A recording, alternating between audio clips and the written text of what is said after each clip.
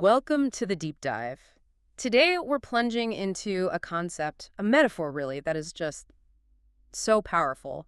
Burn the boats. It is. It's maybe the ultimate expression of commitment. Forcing yourself in one direction because retreat, well, it's just not an option anymore. That's the heart of it, really. And for our deep dive today, we want to go past the motivational quote you see on a poster. Right. We're going to unpack the real history, Right. where this idea comes from, and it's much, much older than most people think. And then we'll look at how it's used today, from ancient battlefields to modern boardrooms. So the whole idea is to understand why getting rid of Plan B, why that's such a potent strategy for making Plan A actually happen. It is, because your brain is always looking for that escape hatch. Exactly. And here's a little surprise for you right at the start. The historical figure that everyone links with this act, he was actually centuries late to the party. So late. Okay, let's unpack this. The myth versus the strategic reality. Right. So the name that everyone knows is Hernán Cortés. The Spanish conquistador. Exactly. 1519.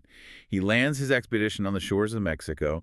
He's got a few hundred men, and he's staring down, the immense Aztec Empire. And the story everyone tells is that he's got a problem, a big part of his army.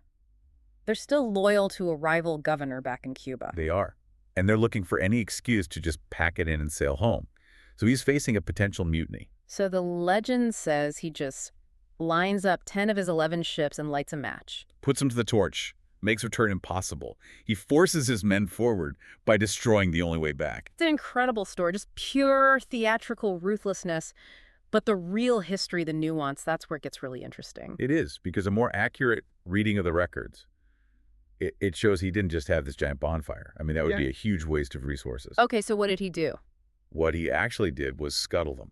He decommissioned the ships.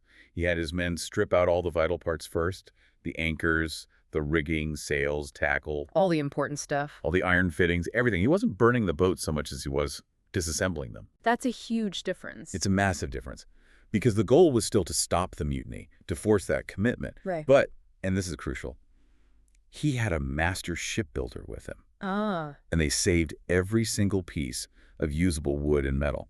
And that proved vital, absolutely essential, later on, when they were deep inland and needed to build ships to control leaked Texcoco during the siege of the Aztec capital. So the dramatic myth of burning the ships was actually a very calculated dismantling. Precisely. It was far less reckless and much more strategic. A reallocation of resources combined with a huge psychological message. But like we said, Cortés didn't invent this. He's a latecomer. If we want to find someone who really did burn it all down out of necessity, we have to go back further. Way back. We're talking almost 2,000 years earlier. 310 BC.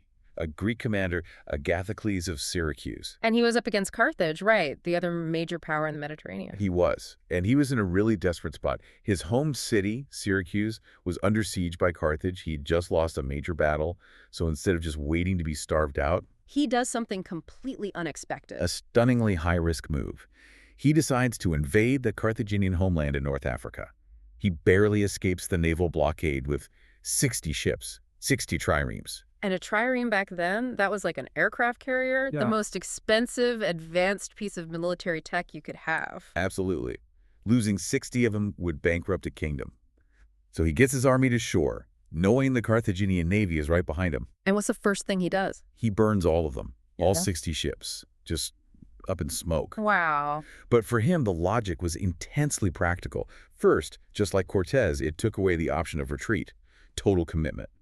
Second, and this was tactically vital, it stopped the Carthaginians from capturing them. So he denies the enemy a prize. A huge prize. Yeah. And the third reason, it saved him men. He was badly outnumbered.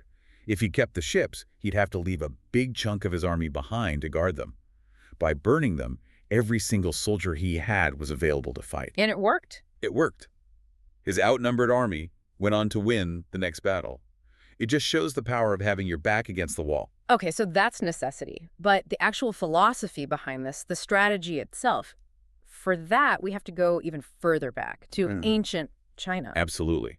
This is where it becomes a codified military doctrine. We're talking about Sun Tzu, the art of war. The death ground strategy. The death ground strategy. Yeah. Sun Tzu understood that the survival instinct, it only kicks into its highest gear when every other option is gone. So what does that actually mean? You intentionally put your army in a terrible position. You put them in a position where survival depends entirely on winning. Where retreat is physically impossible, the genius of it is psychological. It unlocks these inner resources, this ferocity that soldiers just don't have when they know there's a safe way to withdraw. Is there an example that's even more extreme than burning boats? Oh yes, General Xiang Yu, back in 286 BC.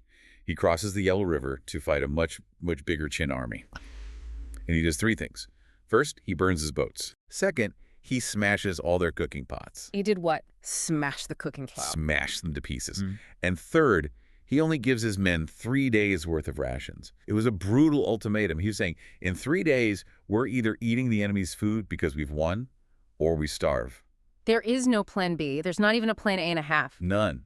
And that desperation, that pressure, it worked. They defeated an army that was maybe 10 times their size. That's incredible. It connects the external action to this deep internal motivation. And you see it again with another general, Han Xin, in the 200s BC. He had 10,000 men against 200,000. Yeah. And he lined his men up with their backs literally against a river. Which is military strategy 101, right? Never do that. Never do that. You always want room to maneuver, to retreat. But Han Xin knew if their backs were to the river, they'd have nowhere to go. They would drown if they broke ranks. So they had to fight like, in his words, wild men. And they won. They stood their ground and they won. His core principle was just so profound. You achieve survival by fighting from a position of certain death. You know, it really makes you think about modern life. We spend so much time building safety nets, having plan Bs, plan Cs. We avoid that death ground clarity. And maybe that's why we so rarely tap into that highest gear. That's the critical bridge from ancient warfare to our professional lives today. Right. We have all these psychological barriers to committing, the illusion of time. Oh, I'll start tomorrow. The comfortable lifeboat, always waiting to take you back to shore. Exactly. And research actually shows that the mere thought of a plan B, even if you never use it, it makes you perform worse on plan A. Really? Yes, if your brain knows there's an easier way out, it allocates some of its energy, its cognitive load, to keeping that backup option open. It's real energy leakage. Burning the boats today means shutting down that mental retreat. It lets you focus all your energy, like a magnifying glass, on that one goal. The magnifying glass is the perfect analogy. Are we just spreading our energy out in a dozen weak spots instead of focusing it into one white-hot point? That's the question. Because that focused effort is what delivers the big results, whether you're leading an army or a startup. It's about making one big, decisive bet. So let's make that shift. Let's bring this into the modern organization. When a company has to make a radical change, burning the ships means what? Getting rid of the old systems. It means getting rid of the infrastructure that supports the old, comfortable way of doing things. It's a key strategy for overcoming inertia. Because inertia is the biggest enemy of any large organization. You have to physically or financially cut off the path back to the old way. I mean, the textbook example has to be Netflix, right? Oh, absolutely. Netflix started as a hugely successful DVD by mail company. That was their cash cow.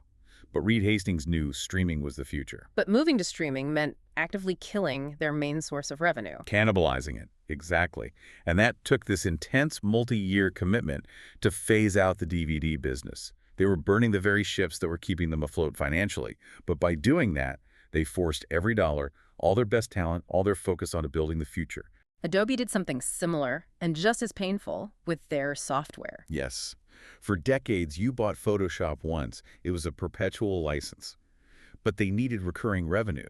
So their burn the ships moment was moving to the subscription model, the Creative Cloud. And people were furious. Oh, the backlash was intense. But Adobe held the line. They completely discontinued the old model. They took a short-term hit, for sure, but that irreversible commitment is what secured their financial future. And then there's Microsoft, a truly monumental shift under Satya Nadella. That might be one of the biggest burn-the-ship stories in modern tech. Microsoft's entire identity was Windows and Office licenses, a closed system. And under Nadella, they pivoted to cloud computing, to Azure. Which meant the old Windows teams who saw things like Linux as the enemy suddenly had to embrace it.